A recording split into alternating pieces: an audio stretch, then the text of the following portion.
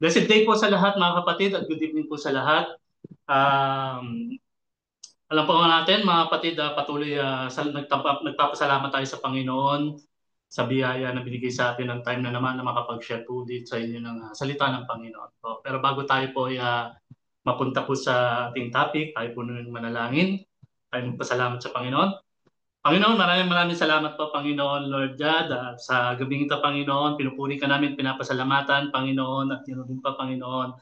Salamat po, Panginoon, sa bawat isa, Panginoon, Lord God, na nakikisa, Panginoon, sa pag-aaral ng salita, Panginoon, bagamat magkakalayo kami, Panginoon, Lord God, ng lugar, at magkaiba ng time, Panginoon, Lord God, but Panginoon, nandun, Panginoon, yung heart nila, Panginoon, Lord God, na patuloy, Panginoon, Lord God, na mag-aral sa iyong salita. Salamat po, Panginoon, sa buhay nila, Panginoon. At ganoon rin pa, Panginoon, Lord God, bago ang lahat, Panginoon, Lord God, kami po yung nagpapalinis. Ano man mga pagkakamali, pagkukulang meron kami, we pray, Panginoon, Lord God, kami po yung patawarin sa isip man, sa salita o naman nagawa namin, Panginoon, patawarin po kami. We asking, Panginoon, Lord God, sa paglilinis mo, Panginoon. Dalangin rin namin sa iyo, Panginoon, Lord God, na maunawaan at buksan mo ang aming isipan, Panginoon, sa pag-aaral ng iyong salita. Panginoon, at paunawa mo sa amin, Panginoon. Let your words be done, Panginoon, Lord God. Lahat ng sasabihin ko, Panginoon, ay puwang nanggaling lahat ng ito sa iyo, Panginoon.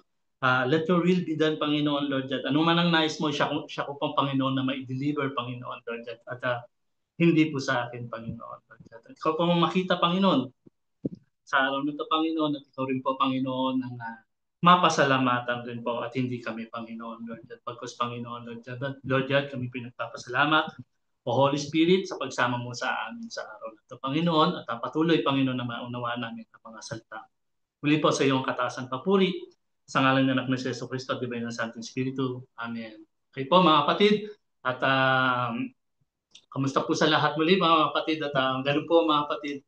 Alam po natin na maraming nagdaan, lalong-lalo na po dyan sa bansang Pilipinas. And we pray na lahat naman ng mga kapatid and okay naman po. At we pray na maayos naman ang But before po tayo mapunta sa ating mga sa scripture o sa ating topic po mga kapatid, nalalaman po natin kung gaano ka-importante yung mga church leader ngayon sa atin. Okay, so sa church leader natin, sa panambahan ng Panginoon, nandyan po ang tinatawag natin mga spiritual leaders po natin, ang mga pastor. So bilang buwan ng workers of appreciation o pastor appreciation, so kilalanin muna po natin yung ating mga pastor. Yung pong topic muna natin ngayon for our pastor. Hindi ibig sabihin natin po mga kapatid, tinataas natin yung mga buhay ng mga pastor dito. But thank you God for sa mga buhay na po nila na kung bakit sila na dito sa atin. So kilalanin po na natin ang pastor. Isang topic muna po tayo about sa atin pong mga pastor. Hindi lang po sa mga pastor na narito, but sa mga naging pastor rin ng mga pastor po na narito. Masalamat po sa buhay nila at ganun rin po. Kaya tayo na naging church leader dahil sa atin mga pastor po. Bilang isang part ng body of Christ, ano po ba ang nagiging nagawa nating tulong kay pastor? The question is, when it comes to the ministry, ano po ba ang nagagawa nating tulong para kay pastor? Alam natin maraming nagagawang tulong si pastor para sa atin, ang daming sakripisyo si pastor para sa atin, but meron ba akong nagawa o tayo na tulong pagdating kay pastor? Meron ba tayong nagagawa sa kanya in the time of ministry? So hindi lang ibig sabihin ng physical help also in the time of ministry rin. May nagagawa ba tayong tulong bilang isang mga members rin ng panambahan? Yes, we pray for our pastors, kasama lagi sa prayer natin, sabi nga natin, sinasabi natin sa mga prayer meeting, ang mga pastor, yes, is with sabi nga natin na talaga naman na obligation rin natin as member rin na isama sa prayer ang mga pastor. Pero but sa part of a Christian, sa Christian family, pagdating po sa gawain, meron po ba talaga tayo nagagawang tulong kay pastor? Baka si pastor ang laging nauuna sa pagdating sa church, di ba? Sabihin natin, when it comes to church, sa ministry ng Panginoon sa church, yung pag-open ng church pa lang, si pastor na ang nauuna. So alam naman natin yung oras ng gawain. Baka mamaya yung mga members siya pa yung huli, si pastor pa yung nauna, siya pa yung aftercare bago matapos rin yung Pagkatapos kayo ng gawain, siya rin ang aftercare. Baka mamaya sa simpleng gawain, si pastor pa lahat ang gumagawa. O minsan, magiging busy yung mga members or nagbibisihan yung mga members sa task na pinapagawa sa atin ng pastor. Siya nagiging ganun tayo eh. Nagbibisi-bisihan tayo pagka mayroong pinapagawa sa atin na hindi natin masyadong nais. So, ang dami nating dahilan, pero sabi nga, in church outside fellowship, kahit mabigat ang lahat ng dadalahin, di ba? Pag inutusan ni pastor yan, okay lang. Basta lang makasama sa outside fellowship yan. Kahit nahihirapan, pero pagdating sa church, yung gawain in the service, minsan nawawala tayo. So, minsan kahit alam natin yung ginagawa natin, kahit mahirap yung mga binibigay natin kay na ni pastor na utos sa atin, okay lang, basta lang makasama lang tayo when it comes to outside fellowship. For our pastor appreciation month po ngayon, so ipakita po natin sino ba si pastor. Hindi para itaas yung mga pastor, but knowing the sacrifice of your pastor. Kung sino ba si pastor sa buhay natin or sino ba siya. So, one Bible verse lang po tayo para magkaroon pa tayo ng maraming sharing bread mamaya. Hindi pa ganun kaikli. But we pray na marami tayong makuha at matutunan. O, pakiano lang po ang Bible sa Jeremiah 3:15 sa above po.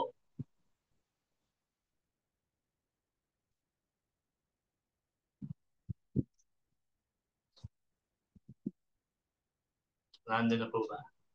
Jeremiah 3:15, okay.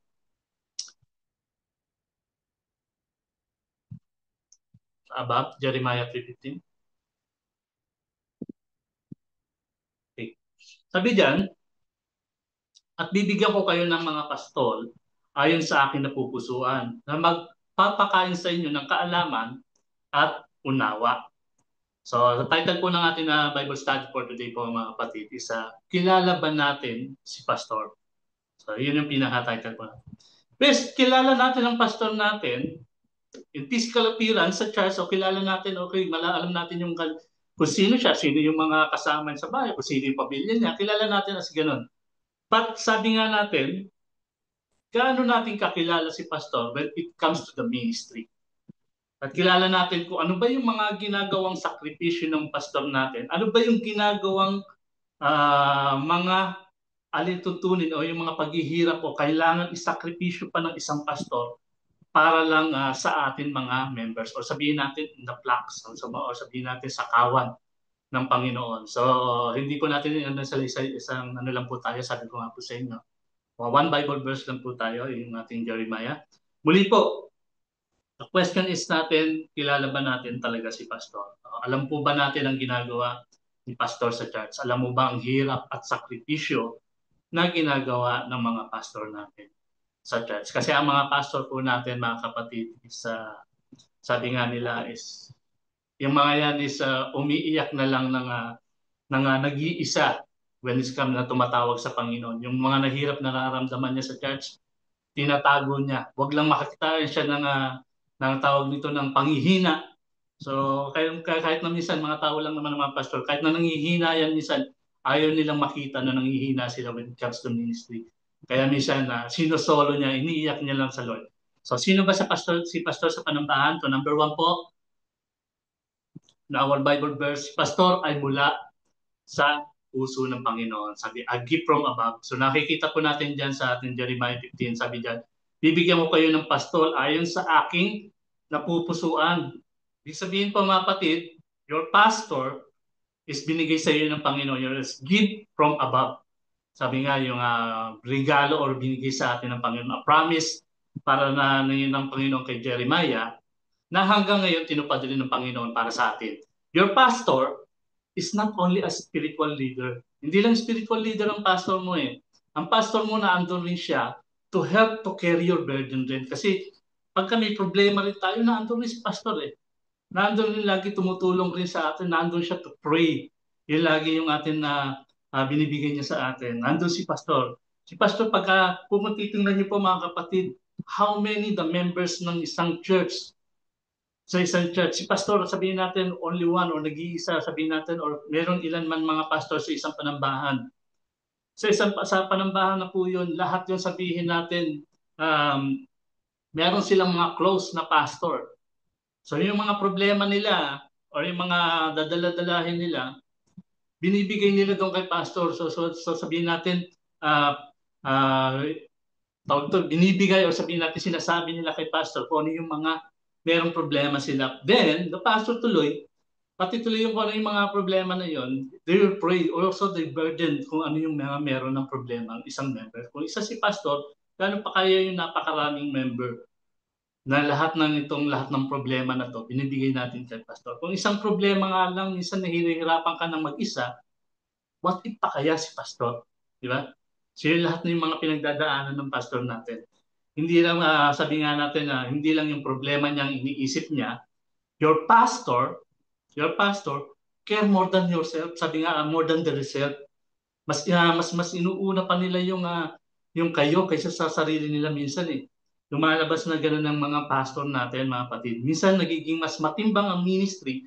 Sabi nga nung ni Pastor David, yung kanyang tawag dito, yung kanyang preaching na Sunday na nanonood tayo. Then, kung ano yung una, like say, the Lord, or sabihin natin ang Panginoon, then after that, yung ating family, the umbrella, then panghuli na yung ministry. Minsan, ang nangyayari po mga kapatid sa inyong mga pastor, minsan nagiging ministry muna bago family. Nangyayari sa mga pastor yun, mas inuuna pa nila minsan yung ministry.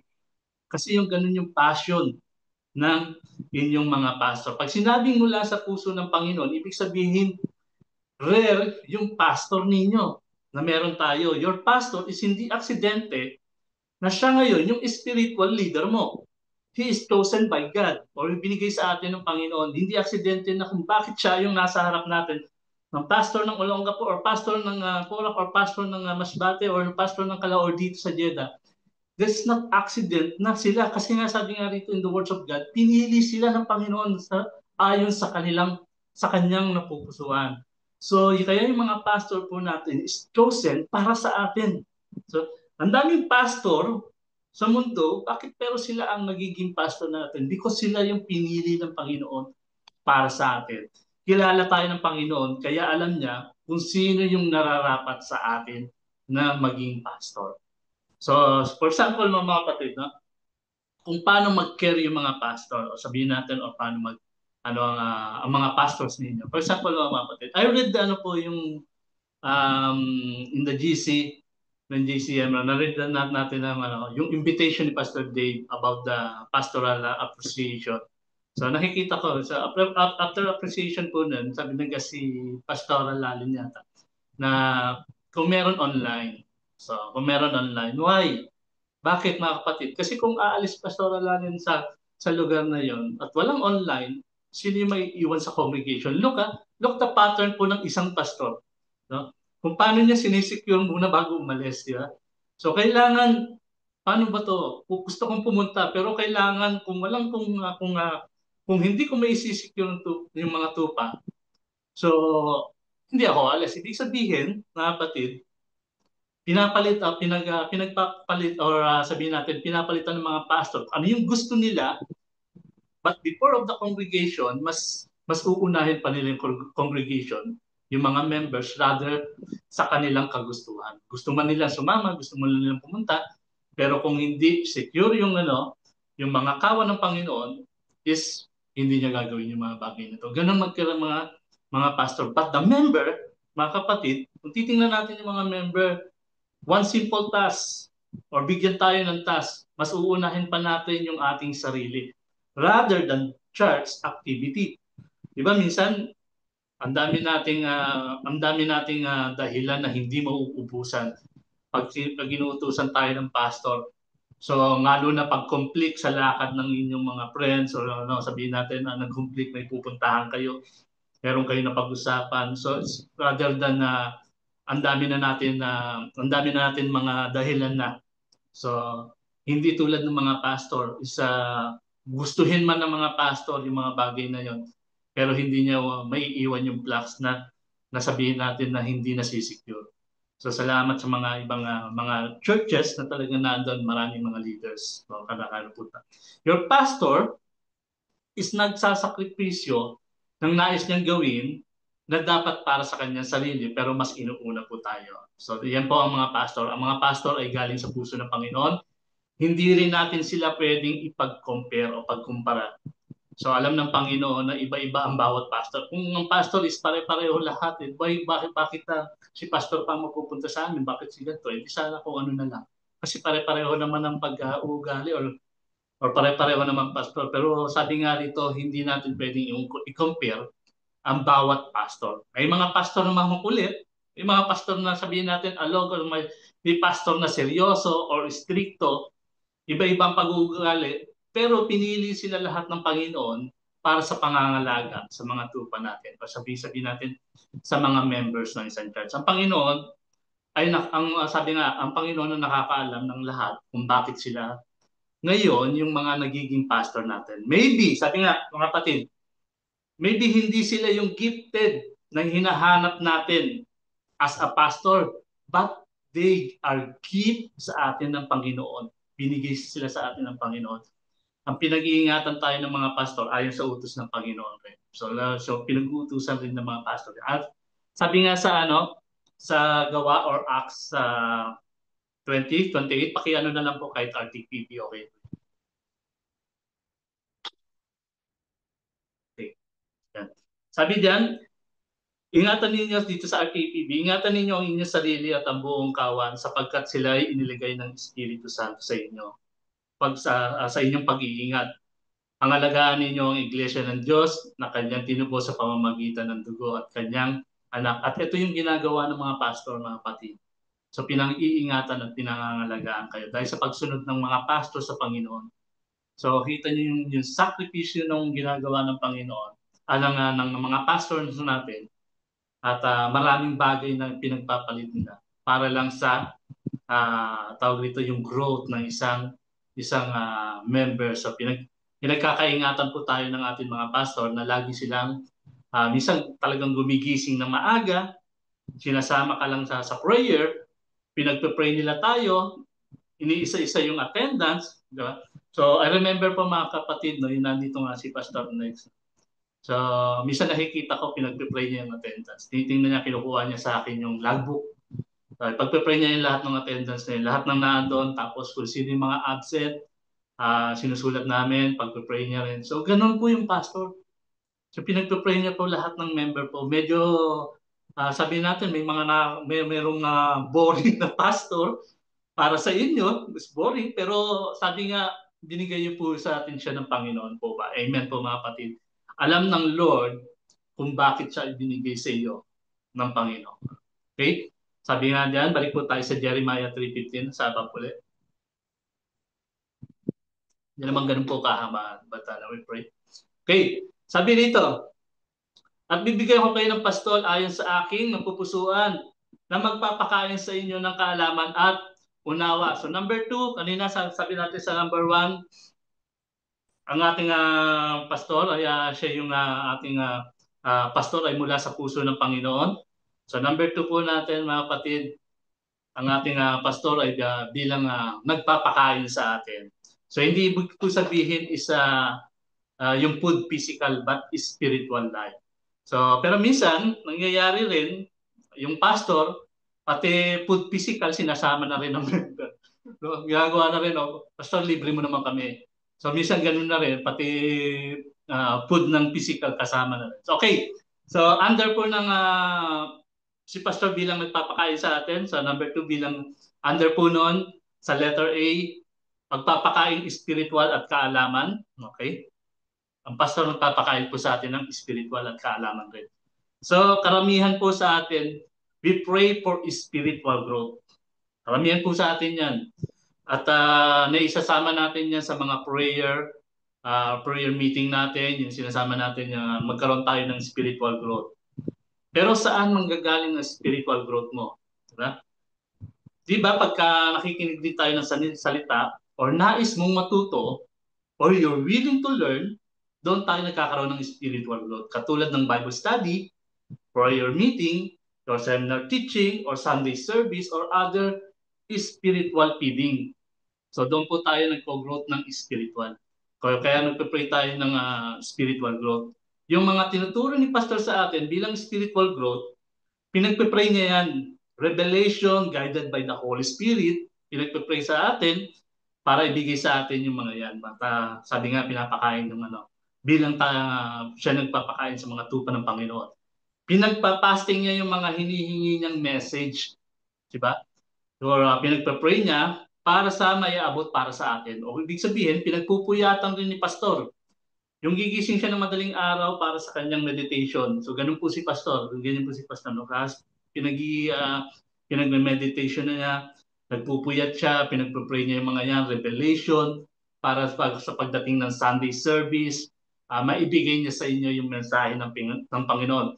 Pero ang gagawin lang natin, kapatid, ang gagawin lang natin bilang isang member, pag umpisa na yung tawag dito yung message ng pastor nung galing sa Panginoon, nag-uumpisa na rin tayo mag-ingay. Nag-uumpisa na rin tayo magkwentuhan.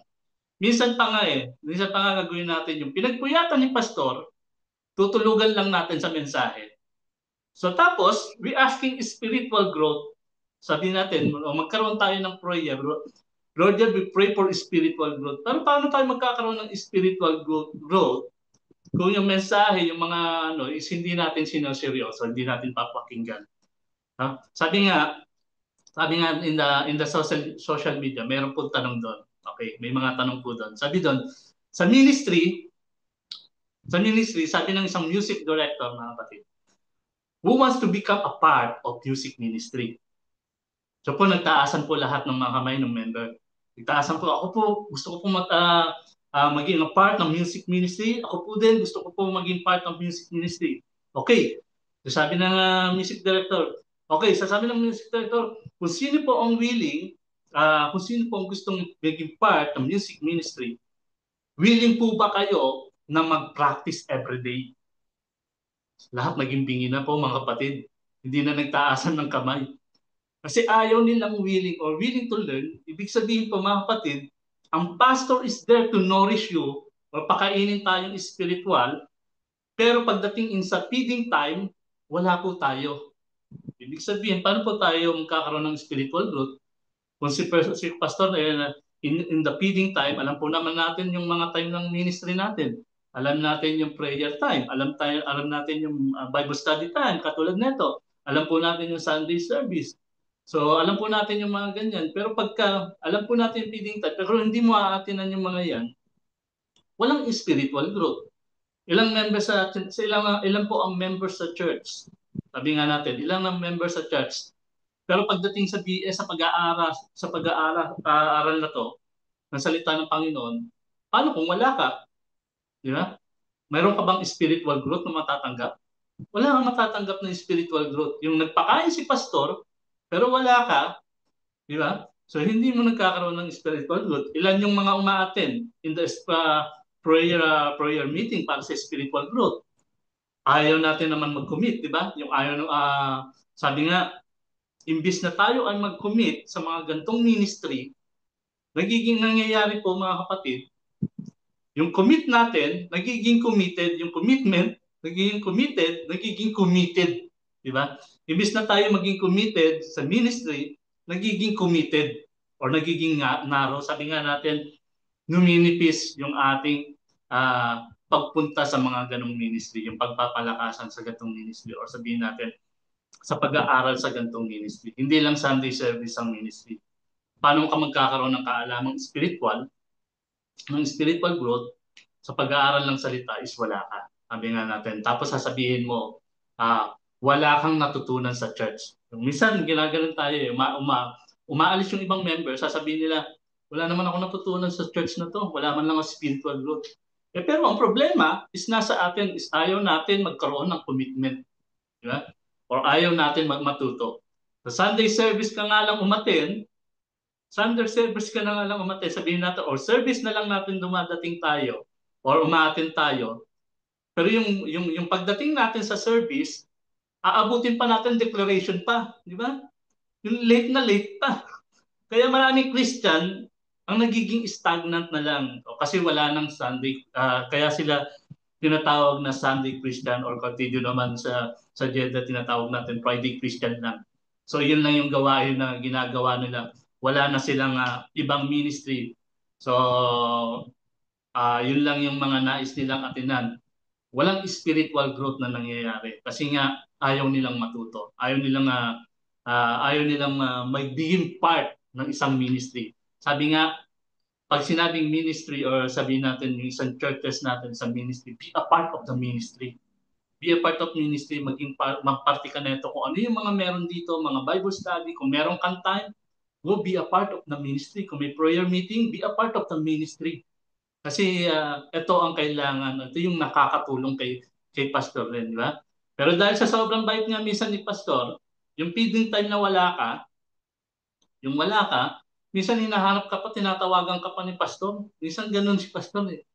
Sobrang bait. Yung pag wala ka ng Bible study, minsan papasahan ka pa nung anong nangyayari. Buti na lang, ito mga to, record. So, minsan sinasabi ni pastor, sige, panoorin mo na lang, naka-record naman eh. Di ba? Paano kung walang record? So, ganun ang nangyayari. The prayer meeting minsan, di ba? Sa ministry, sa totoo, post, yung katulad po ng post ni Ate Tess kanina, nakita ko, di ba? Kung titingnan natin in the time of prayer meeting, totoo naman eh, mas puno pa yung jeep, yung top load pagdating sa outside fellowship. Mas puno pa yon, di ba? Nagsisiksikan pa. Kahit nga mga kapatid, kahit hindi member na andon, kahit hindi mo kilala, na andon kasama sa church outside fellowship. Praise God. Pero pagdating sa prayer meeting sa church, si pastor lang nakikita mo. Sila pastor lang, yung mga leaders, ibang ganon. Pero yung iba wala na, di ba? So wala nang time pagdating sa ministry. Tapos sasabihin natin, gusto natin magkaroon ng spiritual growth. Spiritual growth to mga kapatid, magkakaroon po tayo kung tayo rin ay may kagustuhang matuto sa mga tinuturo ni pastor. Kung nais ba natin rin ma-learn kung ano yung mga sinasabi rin ni pastor. Si pastor naman ang mag-a-adjust lagi. Di ba? Pagka may kulang, si pastor na naman lagi ang mag-a-adjust. Pag wala yung iba sa prayer, si pastor na naman tatawag na lang, magiging one-on-one prayer na lang. Ganun ang sakripisyong binibigay ng pastor. Pag wala si kapatid sa prayer meeting, minsan tatawagan pa ni pastor, o tayo na mag-prayer in one-on-one or prayer partner. So ganun po ang sakripisyo ni pastor lagi sa atin. Kung naghahanap tayo po ng wisdom and spiritual growth, then submit ourselves to our church leader. Sabi po sa Hebrews 13:17, kahit RTB po ulit. Hebrews 13, okay. RTPB. Okay. Sabi diyan, Hebrews 13, verse 17, okay. Pasakop kayo at sumunod sa mga namamahala sa inyo. Sila'y may pananagutan, mga laga sa inyo, at mananagot sila sa Diyos ukol dyan. Tingnan niyo po yung mga leaders ng church natin may pananagutan po lahat kami bilang sa mga pastor. Kung sila'y susundin nyo, magagalak sila sa pagtupad ng kanilang tungkulin. Tingnan niyo po, napaka ano lang po ng kaligayahan ng isang pastor o umahawak bilang isang leader. Yung makita lang kayong tumutupad sa tungkulin or nagiging commitment kayo or naandong kayo sa Bible study na to or nandito kayo, nandun. Pag nakita ni pastor, masaya na sila eh. No? Yung nakita ka lang sa Sunday service or nakita ka sa service na nag-a-attend ka, nagko-commit ka, para sa kanila napapawi na yung paghihirap ng yung binibigay rin nila sa ministry. Eh, masaya na sila yung nakikita kayo, nag-a-attend kayo, naandong ka, no, patuloy ka na sa commitment mo. Sabi nga dyan, kung hindi sila mamimigati at hindi ito makakabuti sa inyo. Diba? Sabi dyan sa uli, kung hindi sila yan, magalit kayo sila yung pagtupad ng kanilang tungkulin, kung hindi sila ay mamimigati. Kung ibig sabihin, malulungkot lang talaga ang pastor. Kaya ang kalungkutan po ng pastor ay makikita lang po ito pag minsan yung mga attendees nawawala, minsan yung attendees di sinuseryoso yung mga sinasabi, minsan yung attendees on and off. So, itong mahirap para sa mga pastor. Ang pastor, masaya sila nakikita during the service, hinaandong ka. Ang mga pastor, lalong nabubuhayan ng loob na magturo. Kung mo nakikita yung mga members na gusto pang matuto. Yeah? Yung mga pastor, lalo pang sabihin natin, nagpupursige yung kanilang gagawin para sa atin, yung lalong-lalo na nakita nila yung heart mo na gusto mong mag-commit sa ministry. So ganun po ang mga pastor. Sa ganung paraan natutuwa po ang pastor at sa ganung paraan din po natutulungan natin si pastor. Di ba po? Masaya ang pastor at gumagawa tayo ng commitment sa panambahan ng Panginoon. Sa ganung paraan natutulungan natin si pastor. Mas nagpupursige po siya. Amen? So, under pa rin, nung number 2 natin, sa letter B, si pastor na nagbibigay din ng kaunawaan. Okay? Si pastor minsan, sabi nga natin, yung unawa na ginagawa natin, pagkukunan din niya ng payo, kumbaga si pastor, siya rin yung pinagkukuhanan pa rin natin ng mga payo. Kita mo po, mga kapatid, ano man yung mga meron tayong surelanin o sabihin natin kabigatan or mga decision making, tumatakbo tayo kay pastor eh. Sa atin mga pastor, minsan alam mo naman meron kang asawa, yung may mga family naman to. Alam mo nagtatanong ka rin sa asawa mo, but nagse-second opinion ka pa rin. Kay pastor, sabihin natin naghahanap ka pa rin ng gusto mong kaunawaan sa mga decision making mo. Kay pastor pa rin. Di ba? So doon ka pa rin pupunta, lalapit ka pa rin kay pastor. Pastor, ano bang gagawin ko? Ano bang gaganto? Bigyan mo ako ng kaunawaan sa mga bagay na to. Anong dapat gawin? Lumalapit tayo sa ating mga pastor. Sabi nga natin, may pagkakataon na sila hinahanapan rin natin ng sagot. Pastor, ano ba yung dapat dito ang gawin natin? Bakit nangyari yung mga bagay na to sa akin? So binibigyan ka ng kaunawaan ng pastor. Yeah? Sa mga nangyayari sa yung bagay. Doon tayo humihingi tayo ng unawa sa ating mga pastor. Ginagawa nilang mga bagay na ito ayon din sa nais ng kanilang kalooban. Kumbaga yung pagtulong nila sa atin, hindi napipilitan po, ayon rin sa kanilang kalooban. Kahit pagod si pastor, masaya pa rin paglingkuran yung kawan ng Panginoon, kapatid. Kahit emergency, tawagan mo si pastor na andyan po yan. Hindi kanya tawag dito yung paghihindi at talagang ang pastor is lagi nandun, ready lagi sa kawan niya. Kahit emergency, pagka alam ni pastor na kailangan niya ng tulong, pastor is coming there. Yeah? Yeah? Ganyan po ang pastor natin, mga kapatid.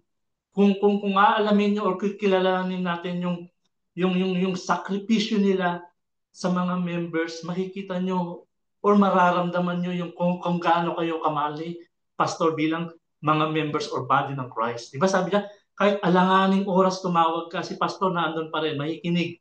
Nandyan para gabayan tayo. No?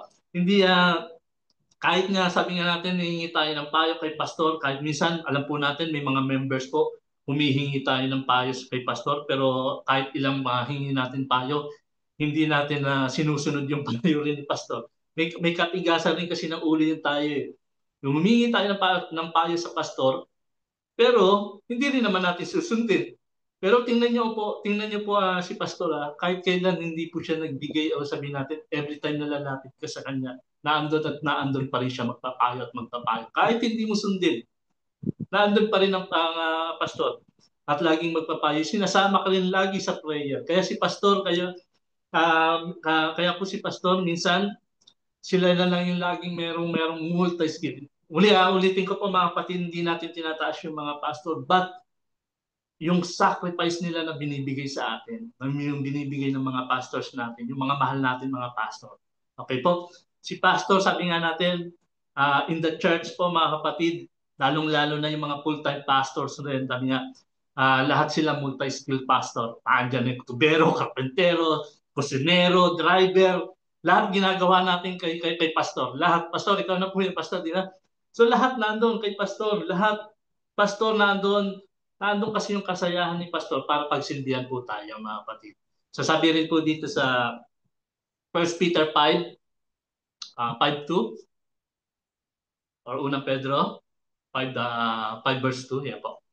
Alagaan ninyo ang kawan ng Diyos na ipinagkatiwala sa inyo.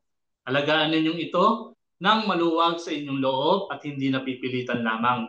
Iyan ang nais ng Diyos. Gampanan ninyo ang inyong tungkulin, hindi dahil sa kabayaran, kung hindi dahil gusto ninyong makapaglingkod.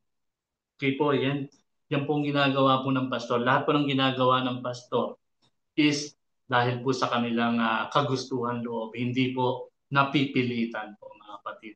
So, kung merong mga pastor naman na napipilitan, sabihin natin sa kanyang trabaho, hindi magtatagal yung kanyang yung ministry kasi ayaw ng Lord yun. Hindi magkakaroon ng growth, no? So, kailangan ng Lord yung kaya nga yung ministry binibigyan niya. Alam niya at kilala niya si pastor na ibinibigay sa inyo. So, kilala ba natin talaga si pastor, mga kapatid? Kilala ba natin your pastor is a servant of God?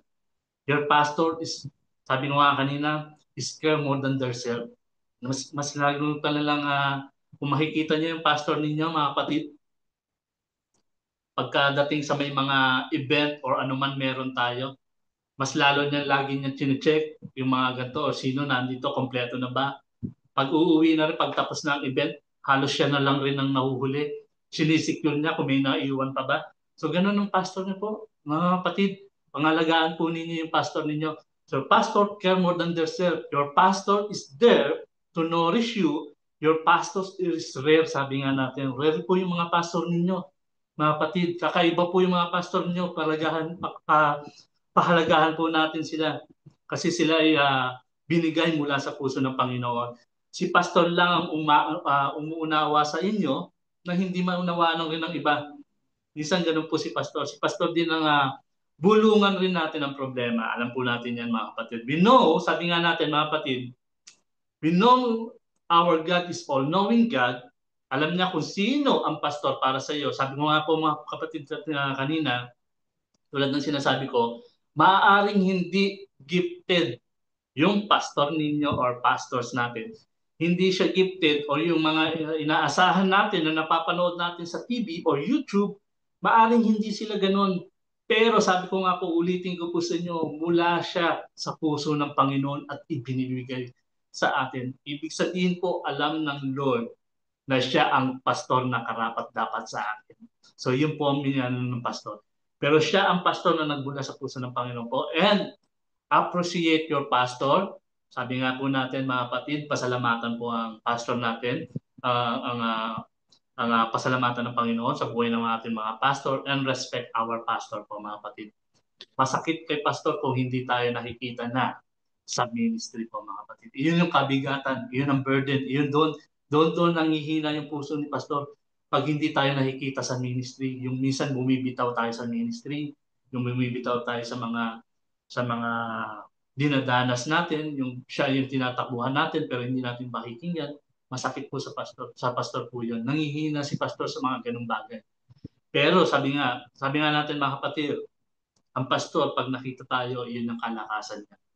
At kung dumating naman, sabi nga, mawala yung pastor natin or kunin si pastor na hindi natin pinahalagahan right now, saka mo lang maiisip, mga kapatid, sana nakinig pala ako sa turo ni pastor. Di ba?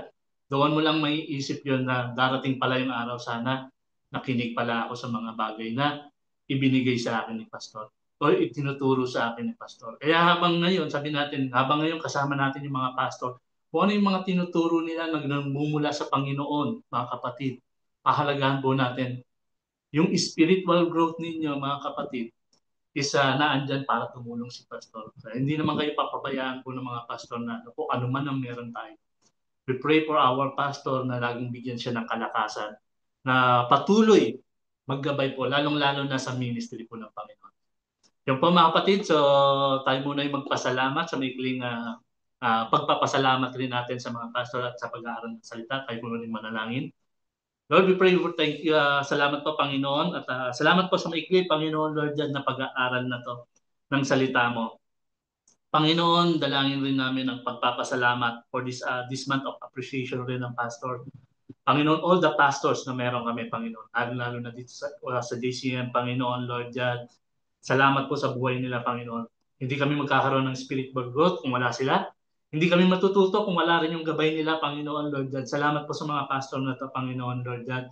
Yung pinapalakas mo sila, Panginoon, para sa amin, Panginoon. Salamat po sa mga pastors na to, Panginoon, na pinag-iingatan mo ang buhay nila rin para sa amin, Panginoon. Salamat sa mga pastors na to, Panginoon, Lord God, na naarayan, Panginoon, na laging magpakain sa amin, Panginoon.